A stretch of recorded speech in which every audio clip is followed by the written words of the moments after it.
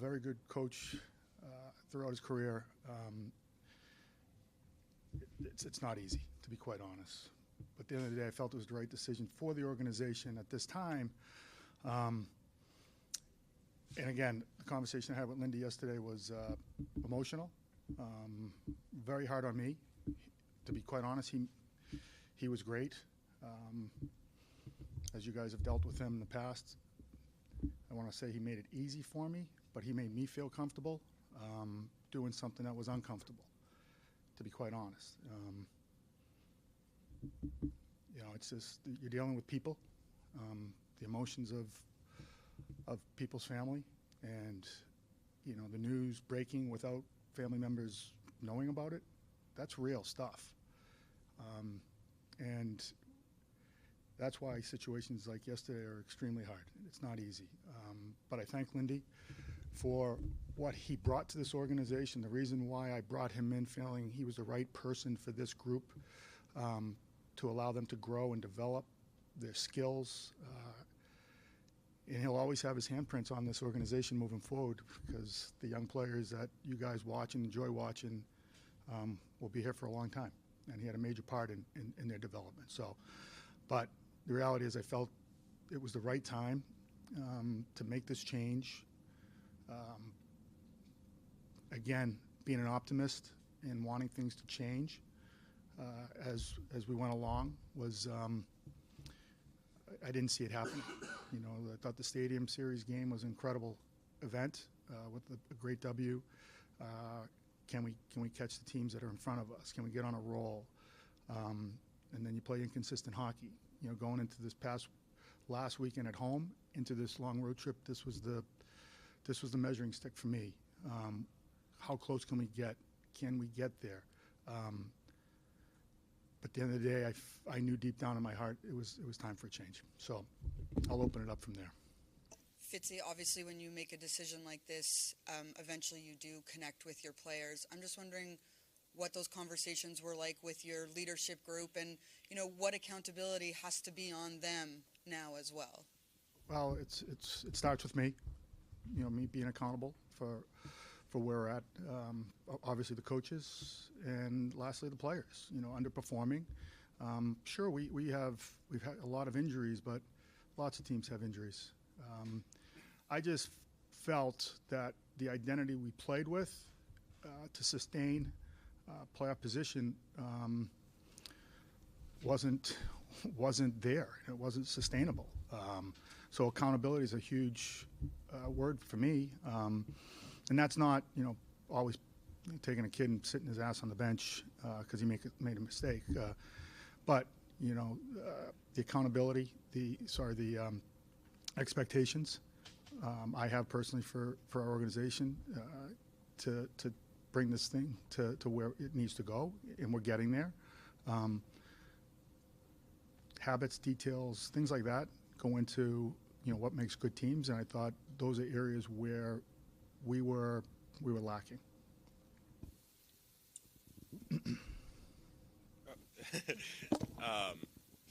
I guess how you touched on this a little bit, but how do you evaluate Lindy's tenure as a whole beyond just this season and the disappointing season? Very positive. When I brought Lindy in 4 years ago, we were a different group. We were young. We knew what direction we needed to go, and I needed to find somebody who had that experience of helping young players reach their goals, their potential. Someone who was patient, someone who, analytically could look at things and make decisions lineup-wise or style of play, but most importantly, having somebody that had an open-door policy that could relate to young players. With Lindy having kids this age, being a father figure type, just made the most sense for me, and I think he did exactly what I needed him to do, expected him to do. So like I said, moving forward, his handprints will be all over the young players that will be mature and grown-up players that we'll watch, here day in, day out. Tom, was there any thought to maybe doing this decision a little bit earlier? And do you worry at all that maybe it's a bit too late in the season? Great question. We're all hired to be fired at some point. That's the reality of sports. This is what we sign up for. Were there times during the season that I was looking at how we played and was unhappy at times? Yes, for sure. Did that mean it called for, heads to roll? No, not at that time. This is the same coach that got 112 points last year. And, with myself, my recommendations to extend him and ownership believing in him, it was the right thing to do. But I started to see certain things that I value as a team that wasn't changing, but then you saw it change. And you saw the good games, and you saw the details and some of the way we played, and then you wouldn't see it the next game. And the inconsistency started to creep up. And like I said, it was this final, straw that broke the camel's back for me that I felt I needed to make the change. So I don't ever think it's ever too late. We do have a small window here.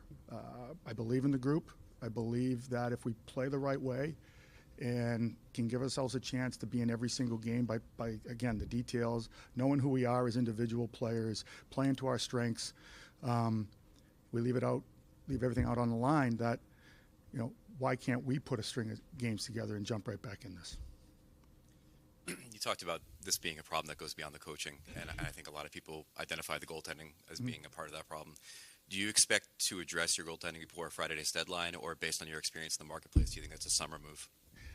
Another great question. It's the volatility in the trade deadline and who's available. As I've been very upfront, I say this with knowing that I have goaltenders that are in my locker room trying to stop pucks every day, and the human element that I talk about. But I have to answer these questions that you guys ask me, but there is a human element to it.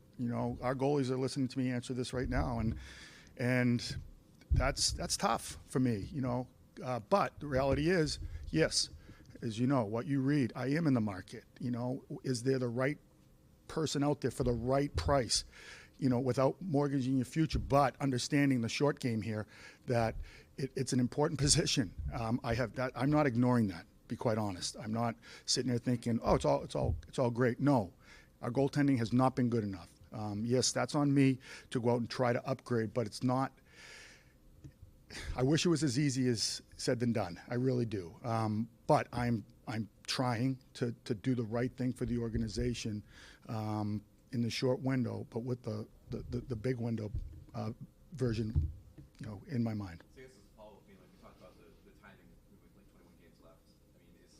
Is making a change now worth it from a cost perspective, given the runway that you have in front of you? Well, again, I think the runway is still big enough for us to piece together, strong outings, and again, not putting the cart before the horse.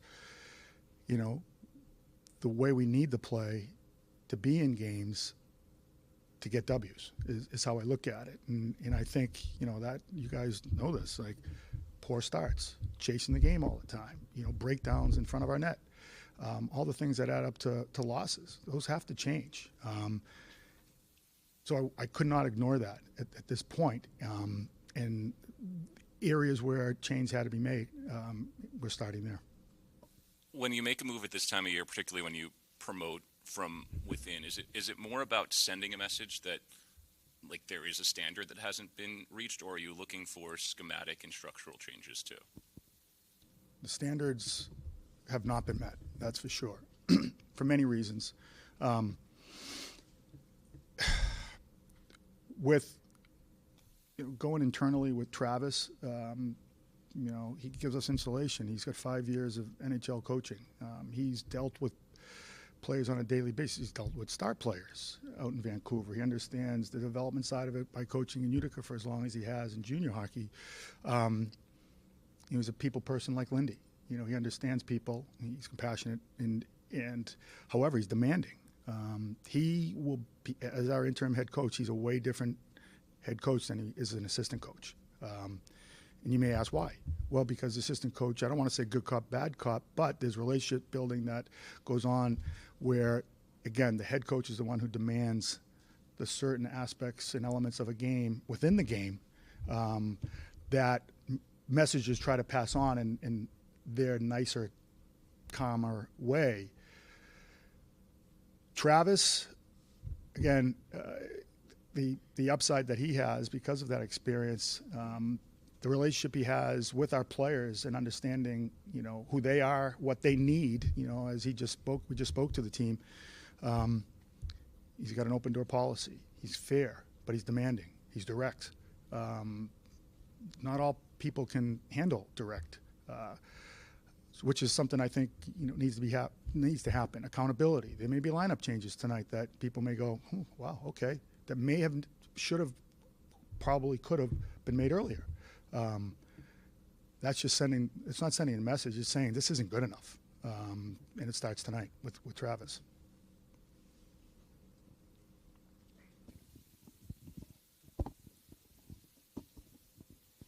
Tom, you cited some of the issues with how the team is playing earlier. Is that completely a coaching thing, or is there maybe some roster construction issue here too? Oh, it's on all of us. This is on all of us. I just spoke to the team, and a good man lost his job because of an underperforming team. And like I said, it starts with me up here. I'm the one creating, this team and trying to build this team around the pillars that we have. It's not good enough. It hasn't been. And wishing and hoping it would change is not a plan. Individuals need to look in the mirror. All of us have to look in the mirror. It wasn't good enough. It's not good enough. We have better. We can play with more detail, more habits, better habits, practice, you name it. But it's a good man lost his job yesterday because of the underperforming pieces in front of him. And again, could we have done things different structurally? Absolutely. Could I have done things personnel-wise? Probably. But at the end of the day, the foundations of playing the right way are important to any team, not just our team. And I felt like we've got away from that. You just spoke to Travis's strengths and what he brings. Is he going to be considered as maybe a full-time in the future, drop the interim tag, or are you looking at maybe external options here as well? Well, again, I have to look at every possibility that comes my way once this season is over, and we don't know who those people are. We don't know if experienced coaches are let go and become available. I'm not worried about that right now. I'm worried about today. But I will tell you about Travis. You guys are aware we're teammates. I did not know what type of coach Travis was in Vancouver, nor should I. I'm not in that organization. But Travis reached out to me 2 summers ago when he was in between jobs. He was just let go, and he asked me my advice because I went through a coaching search, a really large coaching search to come back to Lindy was the right guy at that time for this organization. He asked me about processes and what teams look for. I kind of told him what I was looking for and how I went about it with these coaches. The long and short of this story is he presented me something back then that he wanted me to help edit, and so he could present to teams. And I was extremely impressed with what his core values were at that time. How he looked at the game, how he looked at practices, small details that matter, the game within the game that some people overlook. I was extremely impressed, and I felt those values really ran parallel to my values and understanding and the want on how we should play, being harder to play against, and what does that mean. I was checking these boxes like, wow, this is pretty good. This guy, we kind of think alike. So to answer your question, for sure, he will be considered at the time, but that's the furthest thing from my brain today. Tom, what do you need to see from this club, specifically from this point forward, as you begin the second part of this evaluation here? I believe we're a very good offensive team, and we will generate chances. We're not getting as much off the rush because of the way teams play us and know that they cannot exchange rush chances with us. But at the end of the day, to win games and to win championships, you have to defend well. And I'm not just talking about a defenseman in front of the net. That's our forward playing the right way, managing pucks, staying on top of people, making teams come through us rather than, be ahead of us off rushes. That's a commitment. That's a will. That's not a skill. That's a choice that you make when you're out there. I need to see choices, different choices being made by our team and our individuals. Is there any update on Dougie Hamilton, and will he ever play again this season? It's long term with Dougie. Will he play by the end of the season? Right now I don't know. Those things are, it's not day to day for sure, but will he come back by April 18th, the last game? There's a possibility. Tom, is there any concern on your part that last year was the anomaly for this team, and this year is just showing that it's much further off than perhaps people expected? No, I don't think so, Steve. I think ideally this was last year was this year, because of understanding how to grow. A lot of things went well for us last year.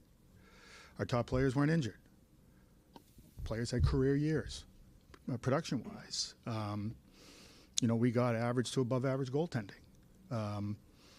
We won a lot of OT games last year. We had a few shutouts. Those things. There's a lot missing. We go on a 13-game win streak. That's a pretty good cushion. People forget we had a 7-game losing streak in January, but we had that cushion. So a lot of things went well last year, and last year was an exciting year. But the reality is we became a team that teams recognize have talent, and they have to play certain ways against us. And the NHL's hard. We got to go through big bodies versus teams cheating on you and getting odd man rushes. Teams play us differently this year. But I also think that's an unbelievable learning curve to how we need to play, what we need to do when teams really shut it down on us. Are we willing to win 1-0? Are we willing to win 2-1? Those are questions I have that I'm not sure the answer is yes right now. I need to see, I think someone asked earlier,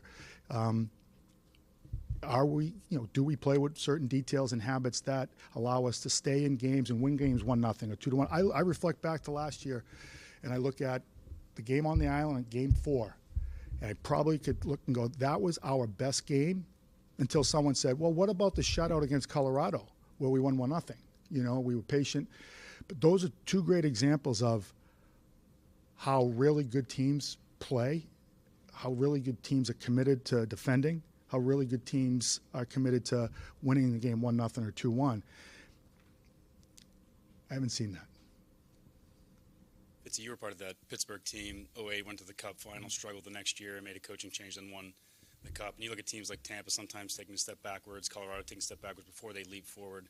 What lessons do you derive from what you saw firsthand and looking across the league and other teams that have sometimes take a digression but then use that to springboard forward? It's a great comparison. You need luck. You need to play the right way. When the Penguins made the change in 09, there was probably 25 games left at the time. Again, underachieving at the time. Just a little bit changed. Systems changed a little bit because of how defensive the previous coach was. We kind of opened the reins a little bit. A lot of North hockey playing above the red line. That's a lot. That's similar. Every team plays that way now. Where really back then it was a little bit different. So you quick strikes on the offense and the ratio of can we play 70-30, play 70% of their end, 30 an hour by just getting pucks out and get them in. And there was that mentality, but that's pretty common in today's game. But boy, I hope there's some parallels. That's for sure. When this is all said and done. You have some players in your team that other teams would probably like on their teams. I mean, Tyler Toffoli's name has hit trade boards in the last week and a half. How do you balance trying to make this Hail Mary run to get into the playoffs with trying to maximize the potential of getting a return for some of these pending UFAs? It's a real question, and it's a dilemma because of where we believe we're at, we want to go, messaging as well to the rest of the team. You know, like trade your leading scorer, you throw it in the towel. You can get on a run. Like no one knows what type of run you can get on or what you need. You know, at some point during the last 21 games, or 20 or 19, let's call it, because of after the deadline. I'm not shopping Tyler Toffoli. Tyler and I sat together in L.A. We had a great talk. Tyler knows how much I'd like to bring him back, but unfortunately, right now there's a possible term difference. That doesn't mean we can't revisit this, past the deadline if he's still here or in the off season. But the reality is, teams have called on him, and what a return looks like. I wouldn't be giving away a player, my leading scorer, that's for sure, just to gain future assets. But the reality is, those future assets could help us down the road.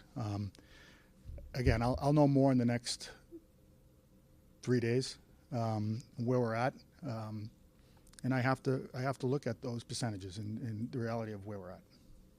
Tom, a few housekeeping ones.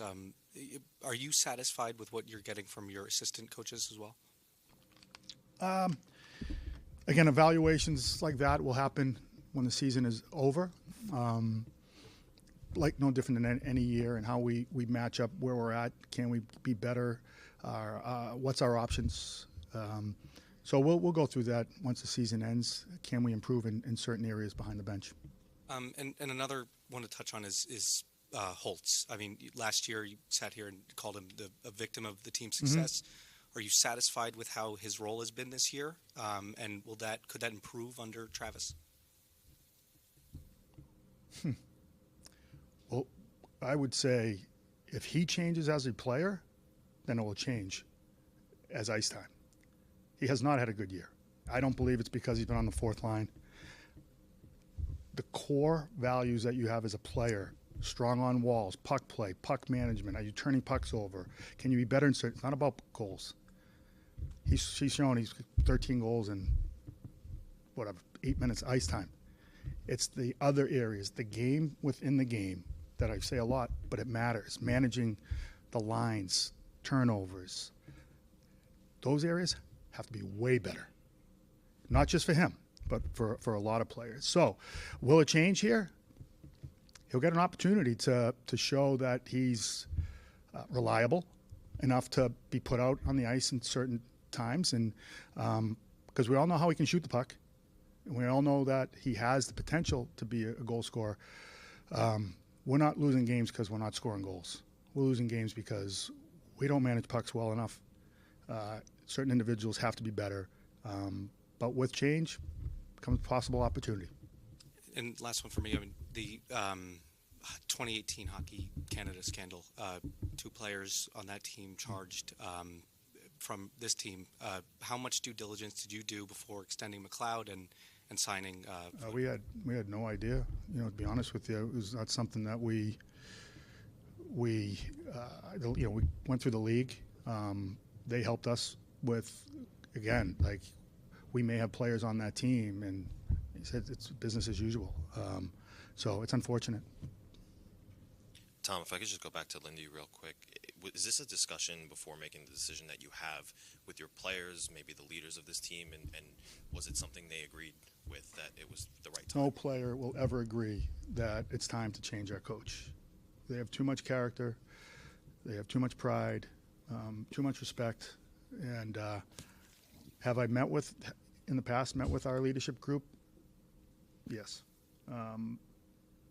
Because at the end of the day, following directions is important to results. And I felt we need to follow directions better as a group. Was there a lack of accountability? Possibly. But at the end of the day, I'm standing up here for one reason only. We're underperforming. and a head coach lost his job. Tom, I have a couple of quick ones that you can clean up. VTech, is he at all close? Not as close as we thought he was going to be. I don't want to call it a setback, but just not 100% right now. Okay, the release yesterday said Lindy had been relieved of his coaching duties. Is he still part of the organization, or is he? Well, he's still under contract with the organization. Anytime you're under contract, the organization, controls you. If somebody comes up to him.